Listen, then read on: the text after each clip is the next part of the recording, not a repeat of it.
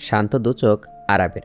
ভাবলেশীন দাঁড়িয়ে আছে, হাতে কিছু শপিং ব্যাগ নিয়ে, গায়ে সদ্য কেনা সাদা শার্টের উপর কালো ব্লেজার, আর পরনে কালো জিন্স। আচমকায় ঠোঁটের কোণে মুচকি হাসি, দুকদম পা এগিয়ে এলো, শপিং ব্যাগ প্রিয়ার হাতে তুলে দিয়ে বলল, ছোট আম্মু, এগুলো রুমে নিয়ে রাখো তো। প্রিয়ার হাতে দিয়ে রুমের উদ্দেশ্যে পা বাড়ালো। আরাব পৌষির পাশে সোফায় দপ করে বসে পড়ল। তারপর সবাইয়ের উদ্দেশ্যে সালাম দিল সে। পাত্র তখন দৃষ্টি সবাইনি, আনমনে বিড়বিড় করছে। ছেলেটার এত রূপ, বন্ড হিংসে হিংসে হচ্ছে তার। আচমকা পাত্র বলে উঠল, you are so gorgeous. Arab মৃদু হাসল, নিঃশব্দে দীর্ঘশ্বাস ছেড়ে বলল, কী লাভ বলুন এই সৌন্দর্য দিয়ে? বউ তো পটে না। পাত্র বোধহয় মাত্রই একটু অবাক হলো, বলল, হোয়াট, আপনি বিবাহিত? ওই আর কি, নামমাত্র বিবাহিত। বউ নামে আছে কিন্তু কাজে নেই। একটাই ভাবুন। পাথর থ হয়ে আসছে তখনও। কি বলে এসব? তার মাথার উপর দিয়ে গেল বোধ হয়। ফের জিজ্ঞেস করার জন্য কাচুমাচু করছিল সে। তখন তার বাবা বলে উঠল, কিন্তু বাবা, আপনাকে তো চিনলাম না, কে আপনি? আরাব জবাব দিতে উদ্দীপ হলো মাত্রই, কিন্তু সহসায় পৌষির কণ্ঠস্বর ভেসে এলো। আরাব অবাক হলো না, উল্টো কুটিল হাসল। আংশিক এক অদ্ভুত কাজ করে বসল সে। নিজের দুহাত উঠিয়ে পৌষির দুগালায় জোরে জোরে খিচে ধরল। ন্যাকাস্বরে তখন বলল, ও লে লে লে, আমার ভীষণ আদুরে, ভীষণ প্রিয় একমাত্র বোন। আজ তো কত মিথ্যি করে সাজুগুজু করছে, কত কিউট লাগছে। আরবের কাণ্ড থেকে সৌরভ গলা খাকড়ি দিল।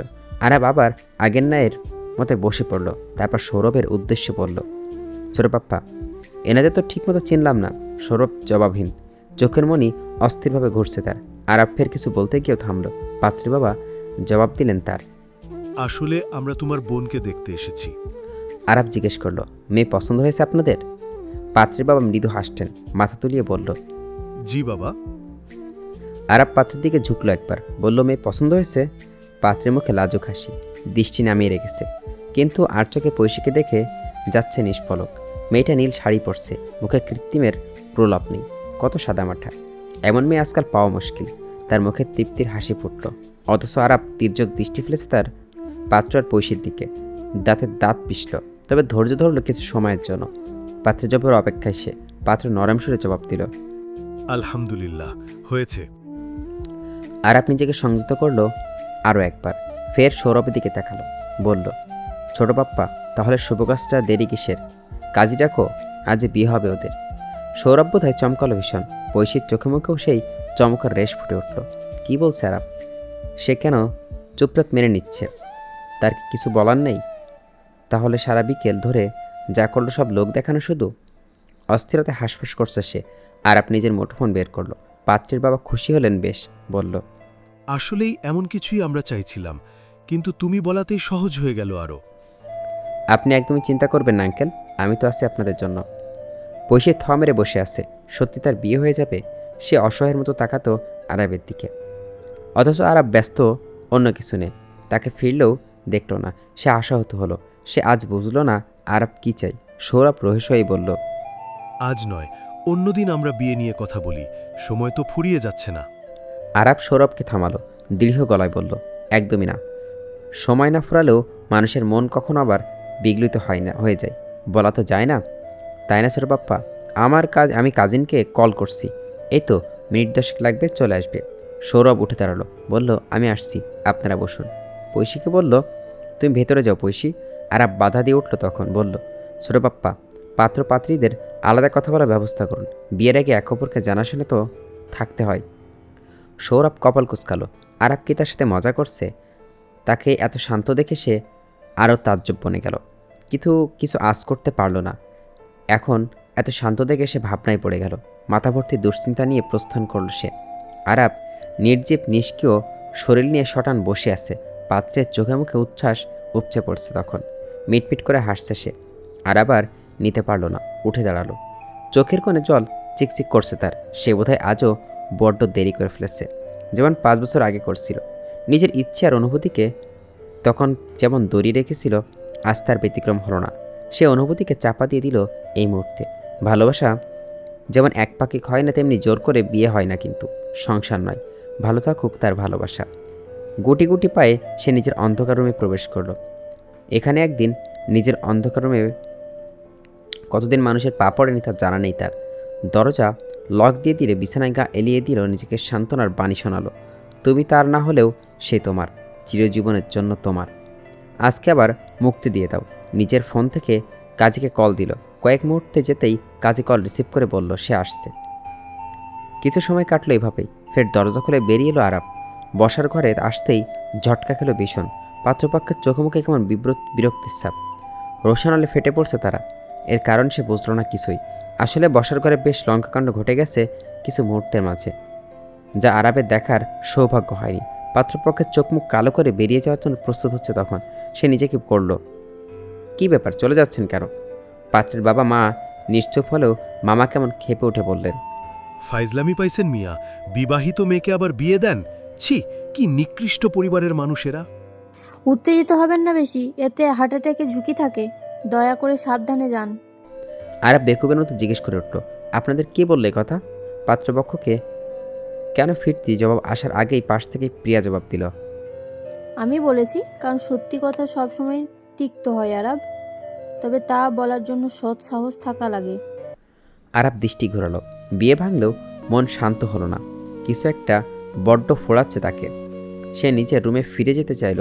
প্রিয়া ফের বলে উঠল, আরাব সোফায় গিয়ে বসো, কাজে আসছে। তোমাদের আবার বিবাহ পড়ানো হবে। আরাব এবার হিতাহিত জ্ঞানশূন্য বলল, কিন্তু ছোট আম্মু। প্রিয়া আরাবকে থামালো। তুমি বসো এখানে, আমি আসছি। সৌরভ চুপচাপ বসে আছে সোফার এক কোণে, হাতের মুঠোফোনে কিছু করছে বোধহয়। এর মাঝে কাজীও হাজির। প্রিয়া কিছু সময় বাদে হাজির হলো। পৈশীকে নতুন করে সাজিয়ে আনছে। আরবের শপিং ব্যাগ থেকে একটা কালো শাড়ি নিয়ে তাকে পরিয়েছে।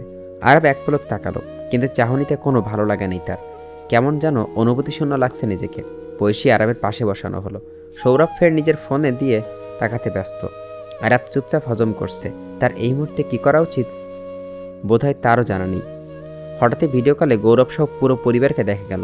সেন্টার টেবিলের মাঝে রাখলো মুঠোফোন। তারপর ফোন থেকে গৌরবের উচ্ছ্বাসিত গলার স্বর ভেসে এলো, কাজী সাহেব শুরু করুন, ছেলের বিয়ে দুবার সাক্ষী হচ্ছি। তারপর হো হো করে হেসে উঠল। বিয়ে পড়ানো শুরু হতেই আলহামদুলিল্লাহ বলে উঠল তারা। অথচ আরাব পৈশী নিজেই জানে না কি হচ্ছে তাদের সাথে। পৈশী এখনও দ্বিধা দ্বন্দ্বিত, কিন্তু আরাব অনুভূতিহীন। এত উৎকণ্ঠা আর অনিশ্চয়তার মাঝে বিবাহ সম্পন্ন হলো অবশেষে। দুইজনের কাবির নামে স্বাক্ষর করলো। প্রিয়া আলহামদুলিল্লাহ বলে উঠল। তখন মুঠোফোনের ওপাশ থেকে গৌরবদের আলহামদুলিল্লাহ বলতে শোনা গেল, কিন্তু সৌরভ নিশ্চুপ। আনন্দিত নাকি নারাজ বোঝা গেল না। দীর্ঘ সময় কাটলো একাকী নিজের রুমে বসে, কিছুটা মায়ের ধমকে আবার কিছুটা নিজেকে ধাতস্থ করে। কিন্তু শাড়ি পরে এভাবে বসে থাকাটা যেন গায়ে বিচ্ছে পৈশীর। সেই কখন থেকে অপেক্ষারত আরাবের জন্য, অথচ সেই মানুষটা এখনোই এলো না। তাদের বিয়ে সম্পন্ন হতে নিজের রুমে খিল দিয়ে বসে আছে। না বের হয়েছে একবার, না তাকে দেখলো এক পলক। এই লোকের কী সমস্যা আজ জানা হয়নি। আক্ষেপের শ্বাস বেরিয়ে এলো বট্ট পক্ষ থেকে। কিন্তু এভাবে কতক্ষণ বসে থাকবে সে? পেটের নাড়িভুড়ি জানান দিচ্ছে ভীষণ খিদে পেয়েছে, কিন্তু তার মা স্পষ্ট বলে দিয়েছেন আরাবেলে একসাথে খেতে দেবে। অধৈর্য হয়ে উঠে দাঁড়ালো সে। বারান্দায় গিয়ে উকিঝুঁকি দিল। যদি একবার আরাবকে দেখতে পেত। সরাসরি কিভাবে দেখবে? লজ্জা করছে ভীষণ তার। এমন লম্পক ঝম্পকের মাঝে প্রিয়ার ডাক ভেসে এলো। সে যেতেই দেখলো মায়ের হাতে খাবার। তাকে দেখে বলল, আরাবের ঘরে যা তো, খাবার নিয়ে। পৈশী চমকে উঠল। ভীত চোখে মায়ের দিকে তাকালো। তার লজ্জা ভয় দুটোই করছে এখন। মিনমিন করে জবাব দিল, আম্মু তুমি ডাকো না। তুই যাবি না থাপ্পড় খাবি? প্রিয়া কড়া কথায় পৈশী চুপসে গেল। প্রিয়া খাবারের ট্রেটা হাতে নিয়ে বেরিয়ে গেল হনহনিয়ে। নিজের রুম ছেড়ে বেরোলো পৈশী। উদ্দেশ্য আরাবের রুম। পুরো ঘর আচমকাই কেমন নিস্তব্ধ নিস্তেজ হয়ে আছে। বসার ঘর খালি, ড্রয়িং রুম ফাঁকা। তাও মা কিচেন থেকে চলে গেছে, আর পাপ্পা থমেরে আছে, মুখের রা নেই। আরাবও কেমন নির্জীব। অথচ বিকেলেই তারা দুইজন উচ্ছ্বাস উপসে পড়ছিল দেখছে। তবে কি পাত্রপক্ষের সামনে তাকে বসতে দেখে এমন হয়েছে তার? এজন্য বুঝি তারা এত নীরবতা, এত চুপচাপ। আরাবকে তার বড্ড ভয় লাগে, যেন 5 বছর আগে লেগেছিল। জবাবদিহিতার ভয় সে তার থেকে দূরত্ব বাড়িয়েছিল প্রতি মুহূর্তে। আর সেই দূরত্বই ছিল তার জীবনে অভিশপ্ত কাল। কিন্তু একেবারে দৃশ্যপথে সম্পূর্ণ ভিন্ন। তার এখন এত ভয় কেন হচ্ছে? থাস্ত পায়ে আরাপের দরজায় চৌকাঠে দাঁড়ালো। মৃদু শব্দ করাঘাত করলো দরজার মাঝে, যার কয়েকটা শব্দ করলো, কিন্তু ভেতর থেকে জবাব এলো না কিছুই। পৈশী ভয়ে ততস্থ। এই বুঝি আরাপের ধমক দিয়ে ওঠে, এখন কি করি? যা তো বিরক্ত করিস না। হাত দুটো ব্যথায় কোকিয়ে উঠল তার। সে কখন থেকে দাঁড়িয়ে আছে, কিন্তু তার কল্পনার অবসান ঘটিয়ে দরজার ওপাশ থেকে মলিন একটু স্বর ভেসে এলো। দরজা খোলাই আছে, নব গড়িয়ে ভেতরে এসো। সে পুরো বেকুব বনে গেল। সি কি লজ্জা! সে একবার চেক করেও দেখল না। ভীষণ অস্বস্তি নিয়ে ভেতরে প্রবেশ করলো, কিন্তু ভেতরে যেতেই তার আঙ্কেল গুড়ুম, বাঁধহীন বদ্ধ রুম। বারান্দারও তো কপাট দেওয়া, শুধু জানালা দুটো খোলা। জানালার সেই ফাঁক দিয়ে ভেতর প্রবেশ করছে আকাশের বুক লেপটে থাকা চাঁদের উজ্জ্বল আলো। সে আলোয় রুম পুরো আলোকিত, কিন্তু সে হতরুল অন্য কিছু দেখে। পূর্বমুখী পা বিছানায় চিত হয়ে মাথা কিছুটা বাহিরে ঝুঁকে আরাপ শুয়ে আছে। হাতের মাঝে তার জ্বলন্ত নিকোটিন, মুখের ধোঁয়া নিয়ে সেই ধোঁয়া আবারও উপরের দিকে ছেড়ে দিচ্ছে। এমন দৃশ্যই বক্ষস্থল কেঁপে উঠল তার। রুম জুড়ে নিকোটিনের কালো ধোঁয়া আর বিদ্ঘুটে গন্ধ ভেসে আসছে। সে খুসখুস করে কেসে উঠল, নাক চেপে রেখে দুর্গন্ধে। আরাব এক পলক তাকালো। সেই তাকানোই ছিল বড্ড অসহায়ত্ব, কিন্তু মুখে জবাব নেই তার। বৈশী খাবারের ট্রেটা টেবিলে রাখলো। আরবের মুখোমুখি দাঁড়িয়ে বলল, আরব ভাই, তুমি সিগারেট খাও? আরাব রাশভারী কণ্ঠে জবাব দিল, হুম। কখন থেকে? নিজের প্রিয় মানুষটি যাকে অন্যর ঘয়ে দেখেছে। বৈশীর অস্থির লাগছে ভীষণ। নিজেকে বড্ড অপরাধী মনে হলো। এমনটা না করলেও পারত সে, কিন্তু সে অপরাগ ছিল তখন। নিজের বন্ধু বান্ধবীকে কষ্ট দিতে পারেনি। ভেবেছিল সব কিছু ঠিক হয়ে যাবে, কিন্তু কিছুই হলো না। উল্টো 5টা বছর ধরে সে লাবাত্তা। কতটা নিষ্ঠুর লোক! ফিরে এলো তাও অন্য নারী নিয়ে। কই, সে তো কিছু বলেনি এইসব নিয়ে। তাহলে সে কোনো অতীতের সব মনে রেখেছে। নিঃশব্দে আফসোসের শ্বাস ছেড়ল সে। বলল, কিন্তু তাই বলে সিগারেট খাবে? কি করবো আর? তাকে তো ভুলতে পারবো না, কিন্তু চাইলে নিজেকে তো ভুলতে পারবো। অনেক রাত হয়েছে, খাবে না? না, খিদে নেই। অল্প করে খাও। খাবারটা নিয়ে চলে যাও, আমি এখন ঘুমাবো। আম্মু শুনলে কষ্ট পাবে কিন্তু। আরবের মুখে তাচ্ছিল্যে হাসি। বলতে ইচ্ছে করলো, তুমি কষ্ট পাবে না পৌষ মাস? আমার জন্য তোমার কি কষ্ট হয় না? বড্ড নিষ্ঠুর রমণী তুমি। কিন্তু মুখ ফুটে কোনো জবাব দিল না। পৈশী শটান দাঁড়িয়ে আছে সেই কখন থেকে। তার খুব বলতে ইচ্ছে করলো, এত সিগারেট কেন খাচ্ছ? অসুস্থ হয়ে যাবে তো। কিন্তু আদৌ কি এই কথা সে বলতে পারবে? একটু একটু চেষ্টা করলেও ক্ষতি কি? কাপা কাপা গলায় বলল, আরব ভাই, হুম। এত সিগারেট খেও না, তুমি অসুস্থ হয়ে যাবে কিন্তু। আরাব আবারও মৃদু হাসলো। হাসিতে কি মেশানো ছিল তা জানা নেই। আরও এক পলক তাকালো পৈশীর দিকে। চাঁদের আবসালোতে মুখটা অস্পষ্ট। গায়ে এখনও সে কালো শাড়ি, যে শাড়িতে বেশ পছন্দ করে তার পৌষ মাসের জন্য এনেছিল। সত্যি অপূর্ব লাগছে তাকে। তবে মেয়েটার চোখ মুখ কেমন শুকনো লাগছে। হয়তো কিঞ্চিত চিন্তার অভ্যাস তাকে নিয়ে। সে মলিন গলায় ডাকলো, পৌষ মাস, এদিকে এসো। নিজের নাম শুনে বুকটা ধক করে উঠল পৈশীর। কত স্নিগ্ধতা মেশানো এই ডাকে, কেমন যেন অন্যরকম এক অনুভূতি। সে সম্মোহিত হলো নিজের অজান্তেই। আরাব তাকে ডেকে নিয়ে নিজের পাশে বসার জন্য ইশারা করলো। পৈশী পাশে গিয়ে বসলো চুপচাপ। সে আবারও ইশারা করলো পা তুলে বিছানায় বসার জন্য। অস্বস্তি ভুলে পৈশী তাই করলো। আরাব তার দিকে ঘুরে শুয়ে আসছে। দৃষ্টির নড়চড়া নেই তার। হঠাৎই আবদার সুরে উঠল, তোমার হাতটা ছুঁতে পারি? পৈশী বোধহয় কয়েক মুহূর্ত ভাবল, তারপর নিজের হাত ওঠানোর প্রয়াস করতেই ওপাশ থেকে আরাবের নিষেধাজ্ঞা জারি হলো। না, থাক। নিজের শোয়া থেকে উঠে বসলো। পৈশীর মুখ বরাবর করে 2 পা মুড়িয়ে বসলো তার সামনে। পৈশীর গালে আলতো করে হাত ছুঁয়ে বলল, ছোট আম্মু, চড় মেরেছে তোমাকে? ইস, গালটা এখনো লাল হয়ে আছে। আমাকে বলতে পারলে না? আসলে বিষয়টা সেই বন্ধ করে দিতাম। পৈশী চমকালো। আরাব কীভাবে বুঝলো তাকে চড় দিয়েছে? সে চড়টা বিয়ের জন্য নয়, পাত্রপক্ষের সামনে নাতুজন হয়ে বসার জন্য।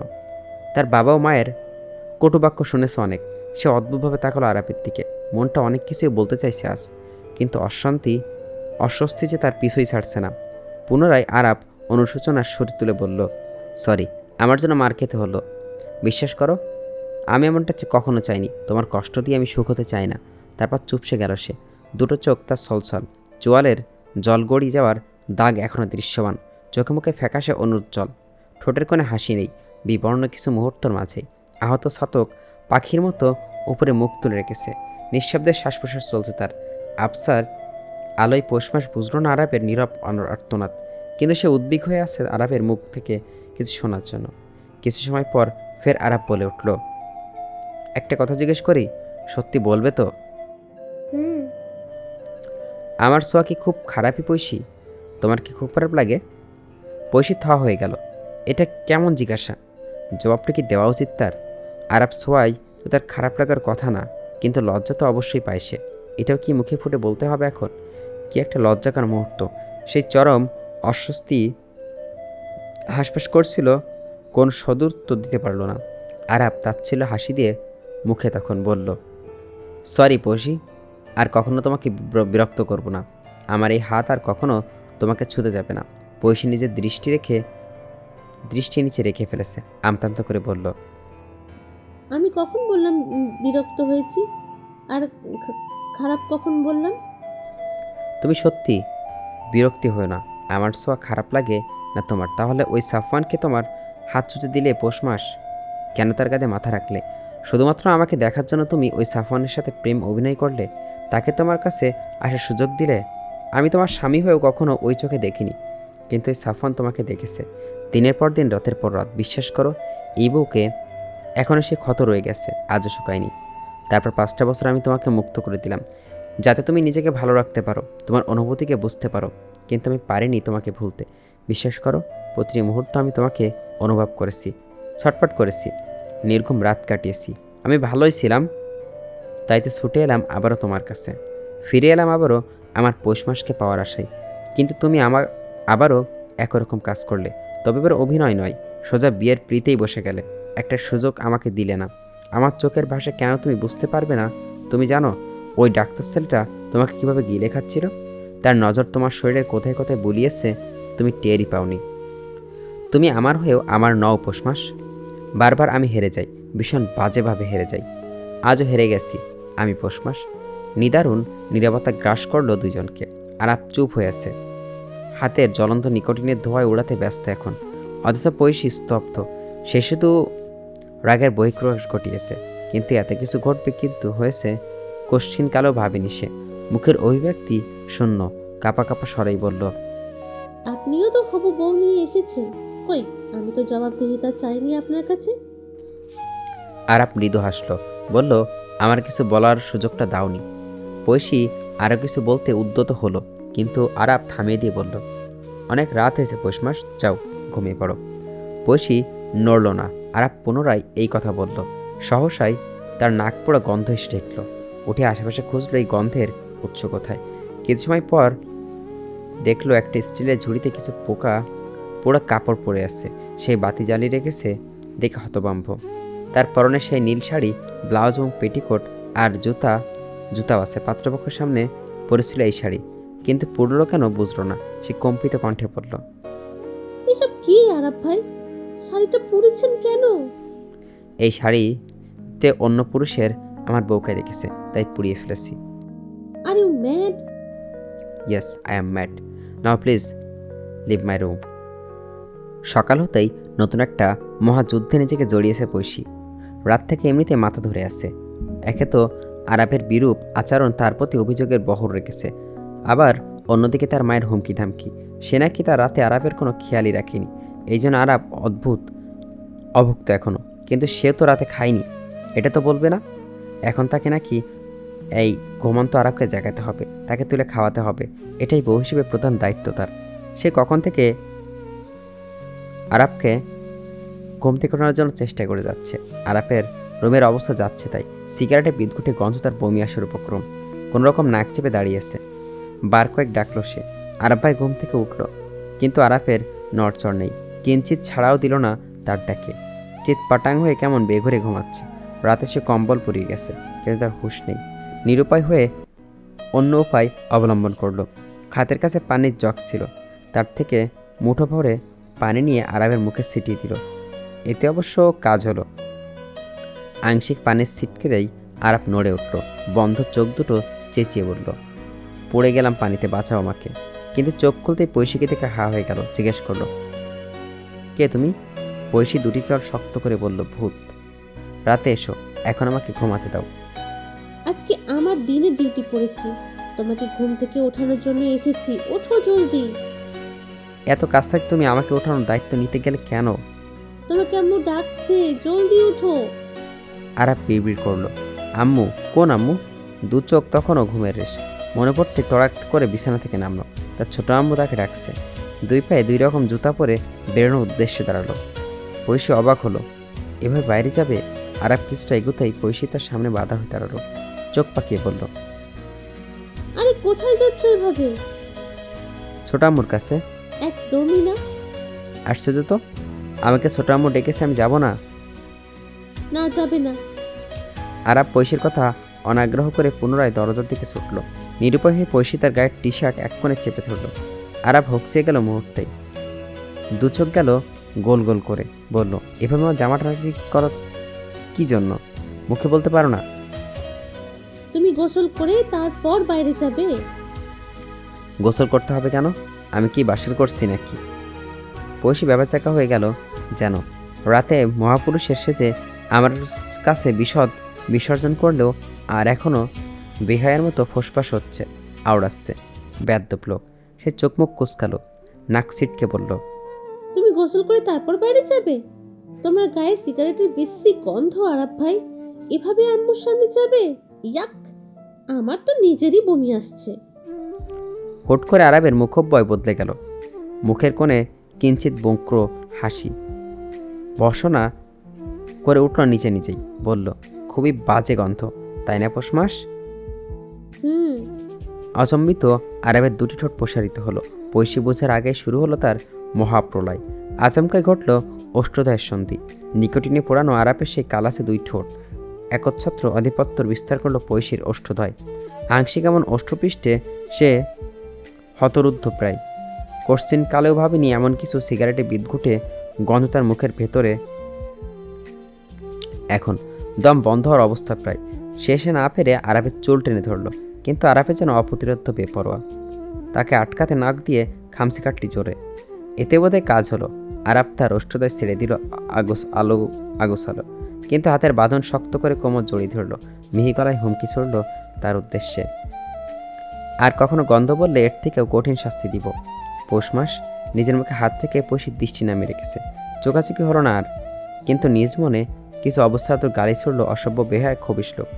আরাব তাকে ছেড়ে দিয়ে অশ্রমে চলে গেল। পৈশীর সুযোগ পেয়ে রুম থেকে বাহির হয়ে এলো। এই লোকের সামনে সে এখন আর আসবে না, একদমই না। তার এখনও কেমন যেন লাগছে। পুরো শরীর থরথর করে কাঁপছে, মাথায় ভনভন করছে। এখনও বিশ্বাস করতে পারছে না সে। নিজের রুমে যাওয়ার পথে প্রিয়ার সাথে দেখা হলো। সে বলল, আরাব কোথায়? তোকে কখন পাঠালাম তোকে ডাকতে? ও ওঠেনি এখনো? পৈশী বিরক্ত হলো মায়ের কথাই বলল, জানি না, মন চাইলে তুমি ডাকো, আমাকে বিরক্ত করো না তো। তারপর হনহনিয়ে নিজের রুমে প্রবেশ করলো। প্রিয়া হা হয়ে মেয়াদ যাওয়া দেখল। শুধু সে ভেবেই পায় না তার মেয়েটা কি এখনো বাচ্চা। স্বামী সংসার করা কবে বুঝবে সে? কোথায় আরাবকে বোঝানোর চেষ্টা করবে তা না। তাও ব্যাপারটা হয়েছে এমন, এদের নিয়ে যে পড়েছে মহাবিপদে। আরাফের খাবার টেবিলে এসে দাঁড়ালো। প্রিয়া তাকে দেখে বলল, বসো বাবাজি। আরাফ হাসি মুখে গিয়ে বসলো চেয়ার টেনে। প্রিয়া আবার বলে উঠল, এত দেরি হলো কেন আসতে? সেই কখন পৌশীকে ডাকতে পাঠালাম। আরাবের মুখে লাজুক ভাব। বলল, তোমার মেয়ে তো আমাকে গোসল করতে না বেরোতে দিচ্ছিল না রুম থেকে। আমি তো কি করব বলো তো? প্রিয়া ভীষণ লজ্জা পেল। কি জিজ্ঞেস করে ফেললো সে? আরাব আবুজের মতো হয়তো বলে ফেলেছে তাকে, তাই ভেবে নিল আনমনে। দাঁতে দাঁত চেপে নিজের শাসালো রেশ। তারপর কেমন বাক্য বিনিময় ছাড়া খাবার পরিবেশন করলো। আরাব খাবার নিয়ে বসে আছে। চোখ বুলিয়ে দেখলো তার প্রিয় খোলা চিতই পিঠা আর গরুর মাংস টেবিলে সাজানো রয়েছে। সেই দিকে তাকিয়ে বলো, ছোট আম্মু, তোমার মেয়ে কই? প্রিয়া বারবার ডাক দিল পৈশীর, কিন্তু তার সারা শব্দ হলো না। না পেয়ে রুমে ছুটল ডাকার জন্য। বের হচ্ছে না দেখে শেষে ধমক দিল। পৈশীর ত্রাস্ত পায়ে খাবার রুমে এলো। প্রিয়া আরাবের পাশের চেয়ারে বসতেই বলল, দুটি চোখ এখনও নামিয়ে রেখেছে যে? চেয়ার টেনে আরাবের দুষ্টু হাসি মুখে পিঠা পুড়তে পুড়তে বলল, আমাকে গোসল করাতে, অথচ তুমি নিজে তো গোসল করনি কেন পৌষ মাস? পৈশী থম হয়ে গেল। আশেপাশে চোখ বুলালে দেখল তার মা থেকে কিঞ্চিত দূরত্বে দাঁড়ানো। লজ্জার আড়ষ্ট হলো তার তনুমন, হাঁসফাঁস করছে সে। তার মা শোনেনি তা এই কথা। আরাবকেও আর চোখে দেখল। সে মিটমিট করে হাসছে তখন। আরাব তার মুখের সামনে সে নিজের নাক টানো কিঞ্চিত, ফিসফিস করে বলল, নিকটে কি বাজে গন্ধ আসছে তোমার মুখ থেকে? ইয়াক, আমার তো বমি পাচ্ছে ভীষণ। সি সি সি, বাজে দুর্গন্ধ তোমার মুখ থেকে পৌষ মাস। কথাগুলো বলেই আরাব নিজের নাক ছিটকালো। পৈশির পিত্তি চলে যাচ্ছে রাগে। কত বড় খারাপ লোক ভাবা যায়! নিজের গন্ধ মেখে এখন নিজের নাক ছিটকায়। তার মাঝে দুষ্টু বুদ্ধি চাপল। সে আরাবের পেটে আঙুল দিয়ে গুঁতা দিয়ে মারল। এতে আরাব উফ বলে চিৎকার করে উঠল। হঠাৎ সহসাই চিৎকার শুনে প্রিয়া অজান্তেই তাকালো দুইজনের দিকে। তার দৃষ্টি পড়তেই দুইজন শান্ত হয়ে গেল। আরাব বলে উঠল, ছোট আম্মু, আমি তো পৈশির মুখে তুলে পিঠা খাওয়াচ্ছিলাম, কিন্তু তোমার মেয়ে আমাকে এটা ইচ্ছা করে কামড় দিয়ে দিয়েছে। পৈশি আবারও হয়ে গেল। কি সাংঘাতিক, কি মিথ্যে কথা বলতে পারে এই লোক! সে তাজ্জব বনে গেল, কিন্তু কিছু আঁচ করতে পেরেছে। সেই দুইজন এক পলক দেখে আবারও চোখ নামিয়ে নিয়েছে। নিজেকে লজ্জা পেতে সে তাই বলল। তোমরা খাও, আমি আসছি। প্রিয়া যেতেই আরাব এবং পৈশির পেটে গুঁতা মারল তার বেশ মোলায়েমের হাতে, আর কানে কানে ফিসফিস করে বলল, হিসাব বরাবর। পৈশির বিষয়ে এক দিনেই তার বোঝা হয়ে যাচ্ছে। খাবারটার শেষ করলো না সে। উঠে দাঁড়ালো রুম থেকে। পেছন থেকে আরাব বলে ডেকে উঠল, বড় বড় অক্ষরে লাল দেওয়ালে রূপালী পলক, আঞ্চলিক পাসপোর্ট অফিসে ফেনি। পৈশির বিস্মিত অক্ষি যুগল। Passport office? সে হা হয়ে আছে। ঘর থেকে বেরোবার সময় জিজ্ঞেস করছিল একবার। তখন আরাব এক কথা উত্তর দিল, যাওয়ার পরই দেখবে। তখন বিস্ময় তো কাটছেই না, হঠাৎই এখানে কেন? তার কৌতূহল দৃষ্টি আরাবের দিকে পড়ল। ড্রাইভিং সিটে আরাব একদিনে ড্রাইভ করছে। চট করে বলে উঠল, পাসপোর্ট অফিসে কেন আরাব ভাই? আরাব এক পলক তাকালো, বিড়বিড় করে বলে উঠল, মাথা মোটা। পয়সী বিড়বিড় করে পুরোটা কথাই শুনল। বলল, বুঝলাম না, আমি এখানে মাথা মোটার কি কাজ করেছি? জিজ্ঞেস করেছি কেন, জিজ্ঞেস করেছি কেন এখানে, আর তুমি বলছো মাথা মোটা? আশ্চর্য তো। আরাব জবাব দিল না কিছুই। গাড়ি পার্ক করে বলল, বেরিয়ে আসতে। পৈশী গো ধরে গাড়িতে বসে আসছে। বেরিয়ে হচ্ছে না কিছুতেই। আরাব উপায় না দেখে পৈশীকে হাত ধরে টেনে বের করলো। কিন্তু সে এখন নিজেকে জেদে অটল। অফিসের ভেতরে সে আরাব কিছু কাগজে স্বাক্ষর করলো। তোর পৈশীকে বলল, স্বাক্ষর করো। সে রাগে গজগজ করছে। তার জবাব না দিয়ে স্বাক্ষর করবে না। আরাব ফিসফিস করে বলল, তোমার জামাই তো কানাডিয়ান প্রবাসী, ভুলে গেছো?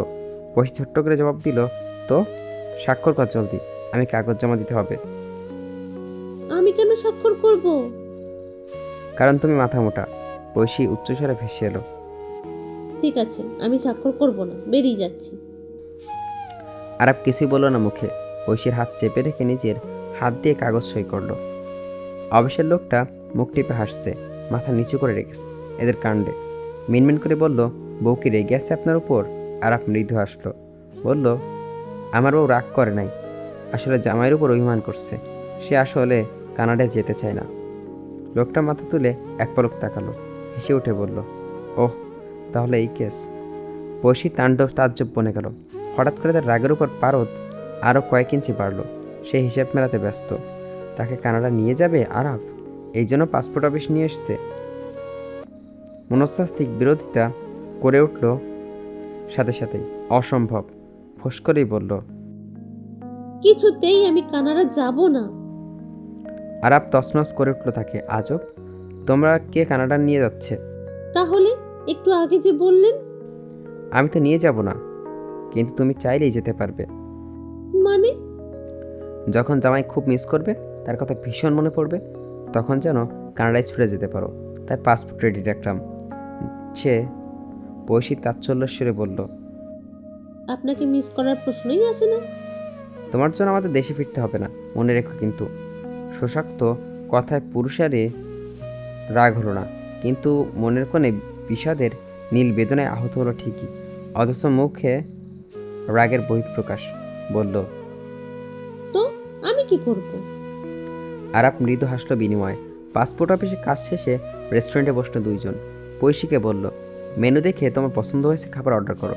এরপর জামাই মিলে ঘোরাঘুরি করার সুযোগ আরও নাও যেতে পারো। পৈশী নিশ্চুপ, প্রত্যুত্তর করলো না। আরাব পৈশীকে পুনরায় বলল, তুমি খাবার পছন্দ করো, আমি ওয়াশরুম থেকে আসছি। পৈশী থমেরে বসে আছে। হঠাৎই ভূমিকম্পন হলো বোধহয়। সে আঁতকে উঠল। তাকে দেখে টেবিলে আরাবের মুঠোফোন কম্পিত হচ্ছে। অবাক হলো ভীষণ। না চেতেও মুঠোফোন হাতে নিল সে।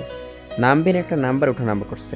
প্রথমবার দেখেও না দেখার ভান করলো, কিন্তু দ্বিতীয়বার রিং হতে কল রিসিভ করলো। মেয়েলি কণ্ঠস্বর ভেসে এলো। তাকে জিজ্ঞেস করলো, কে তুমি? সে চটজলদি জবাব দিল, মোবাইলটা মালিকের ওয়াইফ। আচমকায় মেয়েলি ওই কণ্ঠ ক্ষিপ্ত হয়ে গেল। বলল, হোয়াট এ জোক! তুমি ওয়াইফ তাহলে আমি কে? পৈশী বাকরুদ্ধ এমন বাক্যে মস্তিষ্ক ফেটে পড়েছে জ্বলন্ত লাভার মতো। ক্ষুব্ধ হলো সেও। বলল, যোগ তো আপনি করছেন ম্যাডাম। কোথা থেকে কল দিয়েছেন? নাকি দিবার স্বপ্ন দেখাচ্ছেন আমাদের স্বামীকে নিয়ে? মেয়েলি কণ্ঠ যেন আরও ক্ষিপ্ত হলো। তাকে ইংলিশে বলে উঠল, ইউ আর পিচ। সে প্রত্যুত্তর করতে গিয়েও দেখলো আশেপাশ থেকে কল কেটে দিয়েছে অলরেডি। ক্রোধে ফেটে পড়লো মুহূর্তে। বিড়বিড় করে আপন মনে হটের চোখ। তার সাথে বিটলামি, শালি তুই বিচ, যত গোষ্ঠী বিচ। আরাফের কল লিস্ট দেখতে গিয়ে দেখলো মুঠোফোন লক করা, কিন্তু স্ক্রিনে তাকাতেই তার চোখ পড়লো বহু পুরনো একটা ছবির ওয়ালপেপার আছে। ছবিটা নিচে অসুবিধা না হলেও তার আর আরাবের ছোট্টবেলার বিয়ের ছবি। এই ছবি সে মায়ের অ্যালবাম থেকে দেখেছিল একদিন। তার কাছেও ওর এক কপি আছে।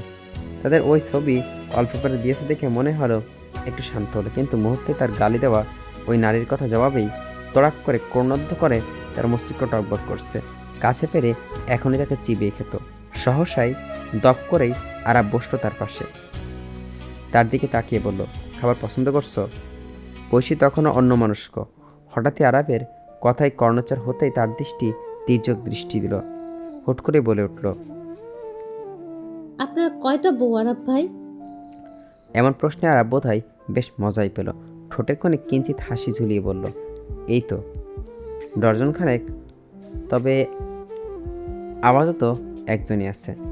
কানাডায় নিশ্চয়ই আপনি আর বউ রেখে এসেছেন, তাই না? হ্যাঁ, রেখে এসছি। কেন বলো তো? তো বউ রেখে এখানে কি করছেন? যে মজা এই দেশে, সেই মজা কি এই দেশে আছে নাকি? মানে? আরাব ফের বলল, মাথা মোটার এত কিছু বোঝে না।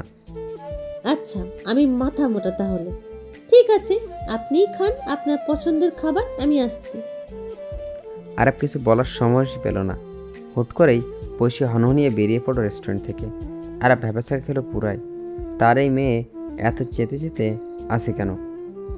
অল্পের জন্য সিঁড়িতে পড়তে গিয়েও তারা দুজন বেঁচে গেল। আরাবি সব সামলে নিল। স্বস্তির নিঃশ্বাস ছেড়ে মিহি সুরে বলল, কি হয়েছে, এমন রেগে আছে কেন? পৈশী ফোঁস করে জবাব দিল, হাত ছাড়ুন, আমি বাসায় যাব। বাসায় আমরা দুইজনই যাব, কিন্তু তোমার কি হয়েছে বলো তো? এভাবে রেগে আছো কেন? হাত ছাড়তে বলছি, প্রশ্ন করতে বলিনি। অবস্থা বেগতিক দেখে হাত ছাড়তে গিয়েও হাত ছাড়ল না সে। উল্টো হাতের বাঁধন আর শক্ত করলো। তারপর দুইজন বেরিয়ে এলো রেস্টুরেন্ট থেকে। পৈশীকে বলল, চল বিজয় সিং দিঘি যাই, সেখানে আর তোমার প্রিয় ফুচকা খেতে পারবে। উত্তরে পৈশী জবাব দিল না কিছুই, অথচ মন তার অজস্র প্রশ্ন ঘুরপাক খাচ্ছে। তার বিয়ে করছে কেন? কানাডিয়ায় তো ভালো দিন যাচ্ছিল তার। কয়েকদিন ডর্জন বউ নিয়ে। আরাব পৈশীর ভাবাবেগ বোঝার চেষ্টা করলো। সে নিশ্চুপ কিছুর ঘটন পিনপিতম নীরবতা দুইজনের মাঝে। আরাব নীরবতা ভাঙল শেষে বলল, পৈশী। পৈশী পিপিট করে তাকালো, আবার মাথা নিচু করে ফেললো সে। আরাব দীর্ঘশ্বাস টেনে বলল, আমাকে বলো কি হয়েছে? তোমার সব প্রশ্নের জবাব দিতে প্রস্তুত। এত রাগ অভিমান আর ভালো লাগছে না। নিজেকে বড় ক্লান্ত লাগছে, আর নিতেও পারছে না। বিশ্বাস করো, আমি পাগল হয়ে যাচ্ছি এইসব ভাবতে ভাবতে। প্লিজ এবারটা অন্তত বলো, কি হয়েছে তোমার? মস্তিষ্কে যেন রাগে ফুলে কুণ্ডলি পাকিয়ে বসে আছে পৈশীর। গলার কাছে প্রশ্নগুলো জড়সড় হয়ে আছে, অথচ মুখের থেকে বেরই হচ্ছে না। সে পড়েছে মহাবিপদে। শুকনো ঠোঁট ভেজালো জিহ্বা দিয়ে বলল, একটা মেয়ে কল দিয়েছিল, বলেছে সে নাকি আপনার ওয়াইফ। উল্টো আমাকে বিচ বলেও গালি দিয়েছে সে। আচমকায় আরাব পৈশীর ওষ্ঠতায় চেপে ধরল নিজের আঙুল দিয়ে। চোখ দুটো রেখে বলল, শুধুমাত্র কেউ একজন ওয়াইফ বলতে তোমার এত রাগ হচ্ছে? তাহলে ভাবো আমার কেমন লাগে যখন তুমি অন্য পুরুষের জন্য বসেছিলে। পারবে কি উত্তর দিতে? আপনিও তো অন্য নারী নিয়ে এসেছেন হবু বউ হিসেবে, তখন? আরাব মৃদু হাসল, বলল, তার জবাব তোমার শ্বশুর আব্বাজান থেকেই নিব। এর উত্তর আমি জানি না। সাততলার ভবন জুড়ে কৃত্রিম আলোর প্রজ্বলন, মাত্র 3 ঘন্টা অনুপস্থিতিতে এত কিছু। কিন্তু অতিথির আগমন দেখেও আরও একটু চমকালো পৈশী। বাসায় পা রাখতে হঠাৎই সেরাছে না সুর। আরে আমার আম্মা চান, আমার বৌমা এসছে। চোখে মুখে উচ্ছ্বাস উপসে পড়ছে যেন, ঠোঁটের কোণেও প্রশান্তের হাসি গৌরবের। পৌশী কিঞ্চিত লজ্জা পেল তাকে দেখে, সালাম দিয়ে বলল, ভালো আছো বড় পাপ্পা? গৌরব মুখ চওড়া হাসি বিদ্যমান, বলল, আম্মা যান, মন খারাপ কেন? পৈশী রাজ্যকতা নুয়ে গেল, বলল, না তো। পেছনে থাকা আরবকে দেখলো, এক পলক জবাব দিল, আপনার শ্বশুর থাকতে আপনার কাউকে ভয় পাওয়ার দরকার নেই। আর আপনি যে বাবাকে দেখেও না দেখার ভান করলো। কিন্তু গৌরব নিজের ছেলেকে দেখে তার মুখোপায় বদল হলো হুট করেই। ছেলের উপর তার চাপা ক্ষোভ আছে, তাই প্রতিফলন ঘটল মুহূর্তেই। পৈশী গৌরবের চোখে মুখে আংশিক পরিবর্তন চমকালো ভীষণ, বলল, কি হয়েছে বড় পাপা? একটা কঠিন পদার্থ জন্ম দিয়েছি আমি, তাই তো আমার আমরাকে এত কষ্ট দেয়। আরাব বাপের এমন উপহাস হজম করে নিল চুপচাপ, জবাব না দিয়ে রুমে হনহনিয়ে প্রবেশ করলো। পৈশী উত্তরে আসায় গৌরবকে আরও কিছু বলতে গিয়েও থামল। আচমকা কারো মুখে ভাবি ডাক শুনে হম্বি করে ছুটে এসে আরিবা তাকে জড়িয়ে ধরছে। মুখে তার বারবার উচ্চারিত হচ্ছে, ভাবি, সে 3 ঘন্টা তোর অপেক্ষা করছে, কখন আসবে তুমি? এত সময় লাগলো কেন তোমার? পৈশী থমকে আছে যেন, কি এক অদ্ভুত অনুভূতি সিক্ত হচ্ছে সে। মৃদু হাসে জবাব দিল, কখন এলে তোমরা? বাকি কথা বলার সুযোগ হয়নি আর। আরবির সাথে কিয়াসা মিলে তাকে নিয়ে রুমে প্রবেশ করলো। তাকে নিয়ে স্থূল স্থূল কাণ্ড। আলিশভাবে সে তাকে দেখে গেল, মুখের সামনে এসে বলল, মাশাল্লাহ, আমার বৌমাকে তো অনেক সুন্দর লাগছে। পৌশী লাজুকলতার ন্যায় নেতিয়ে গেল যেন, বড্ড হাঁসফাঁস লাগছে তার কাছে। দুপুরের মধ্যে দেখতে অতিথিতে গমগম করছে তাদের পুরো ঘর। ছাদের কোণে বরকনের জন্য স্টেজ বানানো হয়েছে। রাতে হলুদের আয়োজন, পরের দিন রিসেপশন অনুষ্ঠান। এত কিছু শুনে পৌশী থ হয়ে আছে। সে কিছুই জানে না এসবের, মাত্রই দেখেছে।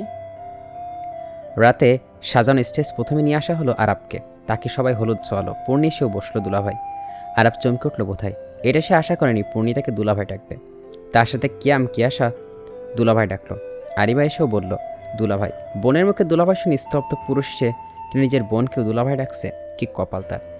কিন্তু আরিবা মুখ টিপে হাসছে। এর কিছু সময় বাদে আগমন ঘটল পৈশীর। আরাব অবাক হয়ে দেখছে সেই দিকেই। গায়ের জামা হালকা সবুজ রঙা, আর নিচে লেহেঙ্গা এবং ওড়না হলুদ রঙা। হাতে কানে গলায় মালা ফুলের বেলি গহনা পরিহিত। মনে হচ্ছে কোনো এক হলুদ পরি আকাশ থেকে টুপ করে নেমে এসে ধরণীর মাঝে।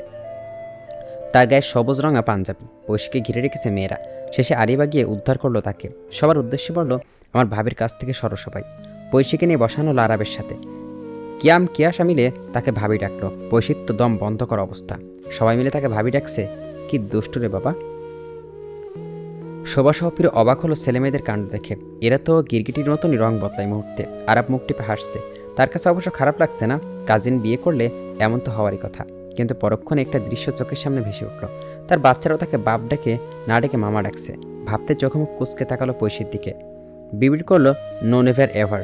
পাশে থাকা পৈশী হকচিয়ে উঠল আরাবের কাণ্ডে।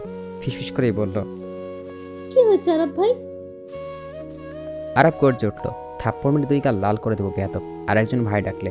পৈশীর মুখে তখন দুষ্টুমি হাসি, বলল, কেন আরব ভাই? আমি কি করেছি আরব ভাই? এমন করছো কেন আরব ভাই? ও আরব ভাই, আহারে, এমন বোন কই পাওয়া যায়? আসো বোন, বুকে আসো, তোমার কয়েকটা চুমু খাই। মুহূর্তে মুখের হাসি মিলিয়ে গেল পৈশীর। ভেবাচাকা খেল ভীষণ। আরাবের মুখে তখন বক্র হাসি। 2 ঠোঁট গোল করে নিজের এক চোখ বন্ধ রেখেছে অলগোছালে। উড়ন্ত চুমু খেল পৈশীকে। সে তো পুরোই বাকরুদ্ধ, কি বেহায়া পুরুষ। আশেপাশে চোখ বুলাতেই নজর পড়ল তার। কাজিন গোষ্ঠী তাদের কিলে দিকেই হাহা হয়ে আসছে। লজ্জায় আড়ষ্ট হলো আর একবার। সকালের আলো ফুটছে বেশ হম্বিতম্বি ব্যাপার সবার মাঝে। হলে যেতে হবে, তাই দ্রুত তৈরি হতে আদেশ করল সবাইকে। ঘড়ির কাঁটায় সকাল 11টা ছুঁই ছুঁই। পৈশী তার রুমে সাজানো হচ্ছে। আরাবকে এক লোক দেখতে চাইল, কিন্তু তার বোন সহ কাজিনের গোষ্ঠী দেখতে দিল না তাকে। উল্টো তাকে পাঠিয়ে দিল। আরাব একা একা হলে যাচ্ছে। সাথে কিয়া আর পার্থ শরীফ এসছে, পৈশীর বন্ধু তারা। দোটানের মাঝে সে উপস্থিত হলো। সৌরভের প্রধান ফটকে দাঁড়িয়েছিল। আরাবকে দেখে সেও নিশ্চুপ। আরাব দ্বিধায় ভুগল কিছু সময়। সৌরভকে দেখে চোখে চোখ রেখে বলল, ছোট বাপ্পা, তুমি এখন আমার উপর রেগে আসছো? সৌরভ চোখে মুখে তীব্র অসন্তোষ, কিন্তু প্রকাশ করলো না কিছুই। মলিন মুখে বলল না। আরাব হ্যাপিতোষ করলো আনমনে। বলল, আমি জানি তুমি আমাকে ক্ষমা করনি, কিন্তু বিশ্বাস করো, তোমাকে আমি সব সত্যি বলতে পারবো না কখনোই।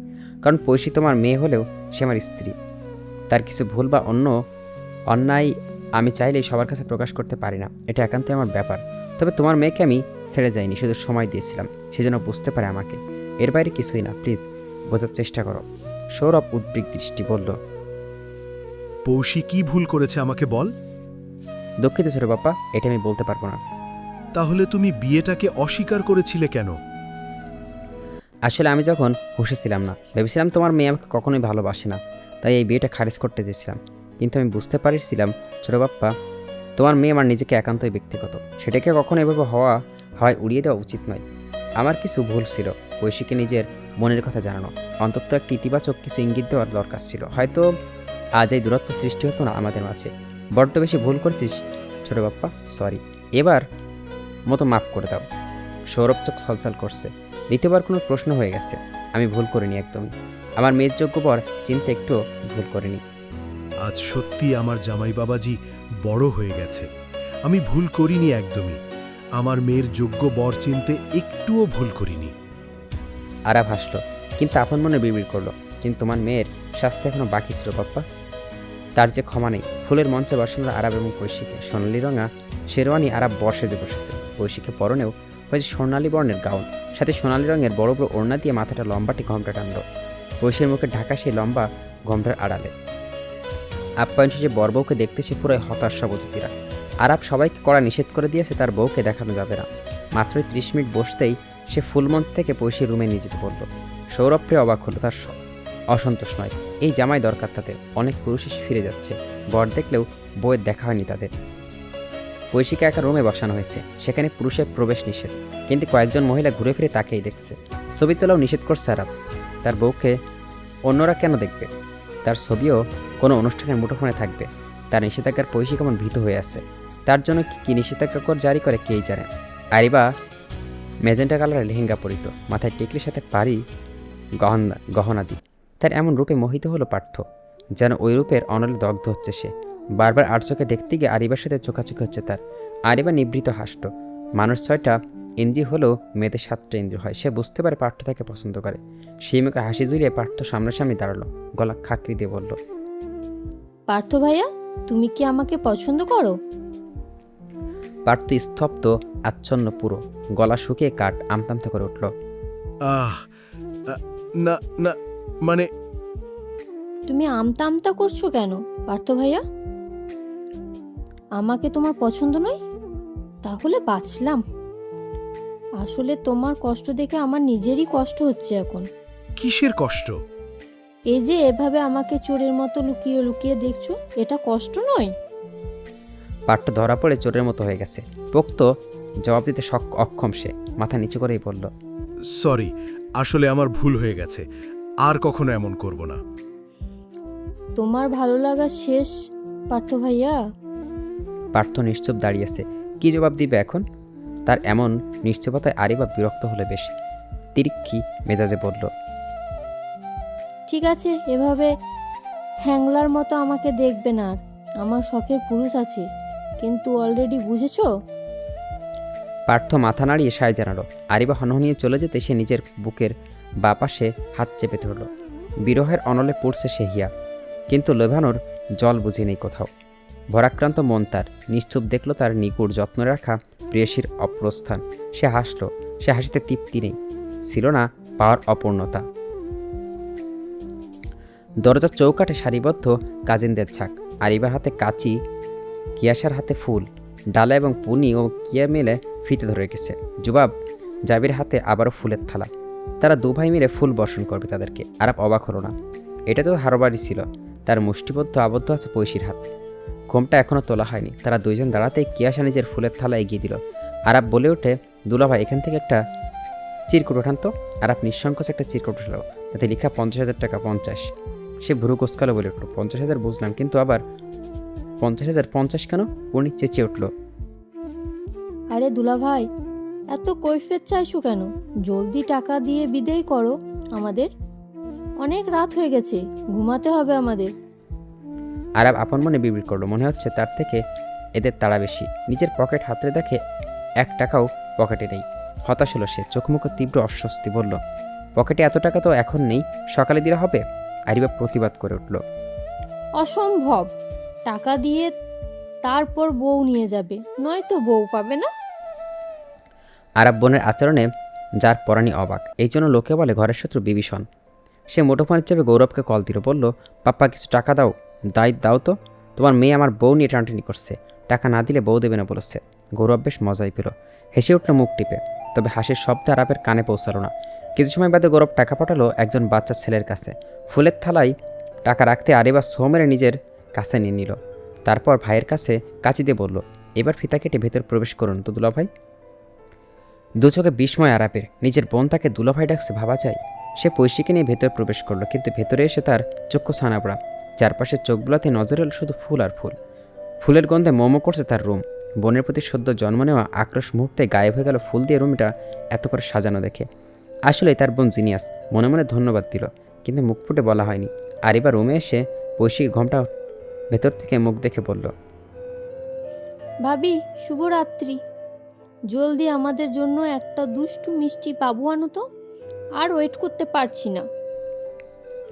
পৈশি ভ্যাবাচাকা খেয়ে মুহূর্তেই। তার শাশুড়িও তার জনসম্মুখে তার কাছে এই আবদার করছে, আমাদের খেলার সাথে চাই। বৌমা শাশুড়ির এই আবদার পূরণ করবে, কিন্তু সে হাফস করলো। কি আজব জ্বালা! ঘোমটার আড়ালে থাকা আরাবের মুখ দেখা হয়নি ভাগ্যিস, নয়তো এখান থেকে চোখ মিলত কীভাবে। আরিবা বজ্রবেগে ছুটে চলল। পৈশি এখনও ঠায় দাঁড়িয়ে আছে। সে কি করবে কিছুই ভেবে পেল না। আরাবকে দরজা বন্ধ করলো। তার বোন, তার কাজিন গোষ্ঠী সব মিলেমিশে একাকার। কখন ঘাপটি মেরে বসে থাকে কে জানে, তাই দ্রুত দরজা বন্ধ করলো। পৈশি হাত ধরে বিছানায় নিয়ে গেল, বসালো। ঘোমটা না তুলে নিজের ঘোমটা ভেতরেই মুখ রাখলো। দেখলো লজ্জায় লাল হওয়া লাল টুকটুকে বউটা। সে হাসলো। পৈশির নাকের ডগায় আলতো করে চুমু খেলো। তখন আবেগের চোখ বন্ধ করে নিল পৈশি। অদ্ভুত এক শিহরণ বয়ে গেল তার তনু মনে। কি এক মধুর যাতনা! আরাব পৈশি ঘোমটায় ঢাকা মুখ উন্মুক্ত করে দিল। লজ্জায় মাথা নিচু করে রেখেছে। আরাব আরও নিকটবর্তী হলো তার। সে তার দুহাত কষ্টালো ব্যস্ত। সহসায় তার কর্ণক্ষোর হলো আরাবের নিঃশক্ত বুলি। অপূর্ব এই রমণীকে স্বাগত আরাবের জীবনে আসার জন্য। একবার চোখ তুলে তাকাবেন আমার দিকে, আপনার চোখের মায় আবেগত করব। সেখানে আজকের রাতের জন্য বিশেষ কী রেখেছেন তা দেখতে চাই। পৈশি চোখ তুলো না, না মুখ থেকে কোনো জবাব এলো তার। আরাব অদ্ভুত এক কাজ করলো তখন। তার গায়ের গহনা খুলে দিয়ে বলল, যাও ফ্রেশ এসো, সময় কিন্তু 10 মিনিট মাত্র। সে যেন আবার অবাকের চরম সীমায়। এত কম সময়, এত তাড়াতাড়ি কিসের এই লোক? সে বুঝে পায় না অসময়ে গিয়ে পাক্কা 30 মিনিট ব্যয় করছে সে। আরাব কিছুই বলল না, শান্ত স্বরে বলল, এসছো তাহলে। তারপর নিজে ফ্রেশ হতে গেল। পৈশি চুপচাপ চেয়ারে বসে আছে। বিছানার দিকে তাকাতেই অস্থির লাগছে। পায়ের পাতাও অদ্ভুত কাঁপছে তার। বুকের মাঝে ধুকপুক করছে করা যেন থামছেই না। দাঁত দিয়ে নিজের হাতের আঙুল কামড়ে আছে। হাঁসফাঁস করতে করতে সে শেষ। অথচ মাত্র 5 মিনিট বাদে আরাব বের হয়ে এলো আশ্রম থেকে। পৈশির অস্থিরতা আরও দ্বিগুণ বাড়ল। এত জলদি আরাব চলে এসছে দেখে। আরাব পৈশির অস্থিরতা দেখে না দেখার ভান করলো। বলল, চলো ঘুমাবো, অনেক রাত হয়ে গেছে। পৈশি চটজলটি বলল, ঘুমাবো না, চলো না আরাব, ভাই গল্প করি। আরাব নিবৃত্তে হাসলো বোধহয়, মাথা নাড়িয়ে সাই জানালো, ওকে চলো, কিন্তু গল্প করবে কোথায়? পৈশি জবাব দিল দ্রুতই, বারান্দায়। আরাব বারান্দায় গিয়ে ঝুলন্ত দোলনায় গিয়ে বসলো। বাইরে কনকনে ঠান্ডা, ফেব্রুয়ারির শেষের দিকে এখন, কিন্তু প্রকৃতি তার শীতলতা কমায়নি একটু। সে বসতেই পৈশি তার পাশে গিয়ে কাঁচামোচ হয়ে বসলো। কি গল্প করবে তাই ভাবছে। গায়ে তার শীতের মোটা চাদর জড়ানো। আরাব ফের হাসলো, কিন্তু সে হাসি পৈশির নজর এলো না। সে পৈশির কাছে টেনে টেনে দুপায়ের খালি জায়গায় বসালো। তার গায়ের চাদর খুলে নিজের গায়ে জড়িয়ে নিল সে। হুট করে এমন হওয়া পুরো হতভম্ব পৈশি। তবু নিজেকে সান্ত্বনা দিল, এর এমন কি। কিন্তু কিছু মুহূর্ত সে বুঝলো আরাফের আসল উদ্দেশ্য কি। জোকের মতো নিজের গায়ের সাথে লেপ্টে রেখেছে। বলিষ্ঠ হাতের ছোঁয়া যেন গাঢ় থেকে আরও গাঢ় হচ্ছে তার হাত বদন জুড়ে। সাথে অশ্বতের প্রগাঢ় ছোঁয়া তার গ্রীবাদেশে একা রাজত্ব করে যাচ্ছে ক্রমাগত। আরাবের গায়ের ছোঁয়া সে যেন পুরো স্তব্ধ নিথর। মুখের শব্দও যেন হাওয়ায় মিলিয়ে গেছে। কাঁপছে সারা শরীর। আরাব বুঝলো সবই, তাই ফিসফিস করে উঠলো কানের কাছে, তুমি না গল্প করবে? কই কিছুই তো বলছো না কেন? পৈশির প্রাণশক্তি যাই যাই অবস্থা। এখান থেকে পালাতে পারলে বোধহয় বাঁচত সে। অথচ বেহায়া লোক বলছে গল্প করতে। সে কোনো দুঃখে বলছিল গল্প করতে? তার থেকে বিছানায় শুয়ে গেলেই পারত। গলা দিয়ে কথা বেরোলো না তার। অনেক কষ্টে মিনমিনিয়ে বলল, ছাড়ুন না, এভাবে গল্প কিভাবে করব? তুমি গল্প করো, আমি কাজ করি। পৈশা আমতামতা করে বলল, কিন্তু ফট করে দীর্ঘশ্বাস ছাড়ল। ফের বেরিয়ে এলো আরাবের শান্ত সুরে নিঃশাক্ত সুর, 5 বছর 2 মাস 10 দিন অপেক্ষা করছি। এরপর অপেক্ষা করতে চাও কেন? এত অপেক্ষা কিন্তু দূরত্ব বাড়াই পৌষ মাস। তুমি কি এতটা অবুঝ? জানো আমাদের যখন বিয়ে হয়েছিল তুমি বিয়ে কি তা বুঝলেও আমি বুঝতাম বিয়ে মানে বউ। তার মানে আমার আদর করতে হয়, কিন্তু আদর করতে বলতে আমি শুধু চুমুতেই বুঝতাম। এই জন্য যখনই সুযোগ পেতাম তোমাকে চুমু খেতাম, তাও যেন তেন চুমু নয়, একদম ঠোঁটে ঠোঁট রেখে। ব্যাস তখনকে তুমি রেগে আগুন। তোমার ঠোঁটে চুমু খাওয়া একদমই পছন্দ ছিল না, এই জন্য আমাকে খামচি দিতে নয়তো কামড় বসাতে। আর বাড়িতে সবাই ভাবতো তুমি আমাকে সহ্য করতে পারো না, তুমি বরং হিংসুটে আর ঝগড়ুটে। কিন্তু কারণ আসলে তো কেউই জানে না, শুধু তোমাকে চুমু খাওয়ার জন্য আমি আমাকে কামড় বসাতে। পয়সী চমকালো ভীষণ। হঠাৎ করে লজ্জায় পারদ উড়ে গিয়ে রাগ ভর করলো তার মস্তিষ্কে। কি বেহায়া লোক, তেজিস্বরে বলে উঠল।